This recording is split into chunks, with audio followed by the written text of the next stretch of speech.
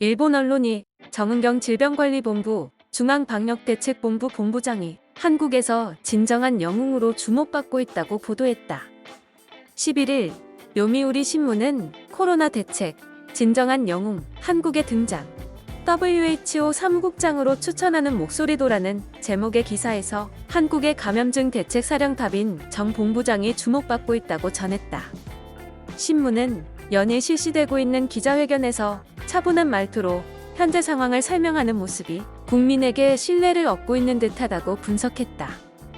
요미우리는 지난 10일 서울 이태원 클럽 집단 감염 사태와 관련 정 본부장이 기자회견에서 클럽 방문자들에게 코로나19 검사를 호소한 모습을 전하며 한국의 질병관리본부에 대해 구체적으로 설명했다. 특히 한국 언론을 인용하며 서울대 출신의 정 본부장이 메르스 유행 당시 질병예방센터장을 역임했던 경험을 살려 2017년 7월 질병관리본부 최초의 여성 본부장이 됐다고 전했다. 신문은 정 본부장이 지난 1월 한국 최초로 코로나19 감염자가 확인된 이후 거의 매일 오후 2시 기자회견을 열고 국내 감염 상황을 설명하고 있다고 전했다.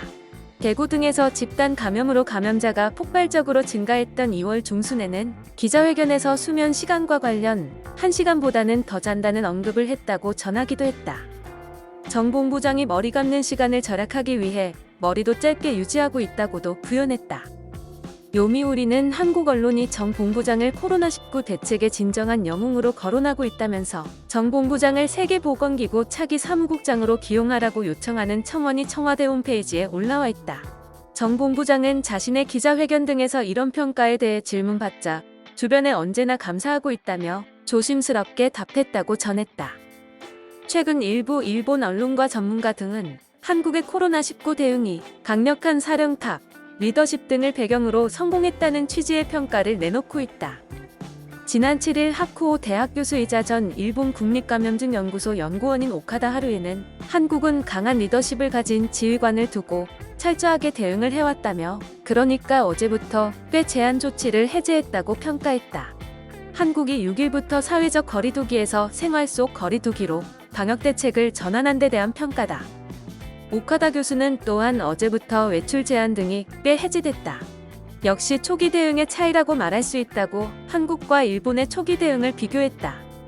지난달 21일 니혼게이자이 신문은 강력한 사령탑, 코로나 억제, 한국, 대만 재빠른 대책이라는 제목의 기사에서 한국과 대만은 감염 원인 중국 본토와 가까운데 어떻게 성과를 올리고 있는가라고 질문한 후 배경에는 감염증 대책법에 근거한 대책을 잇따라 내놓는 강력한 사령탑의 존재가 있다고 풀이했다.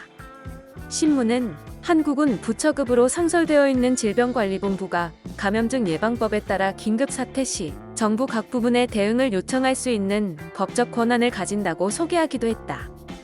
니혼게이자이는 일본은 미국과 한국, 대만과 같은 감염증 대책 사령탑이 없다.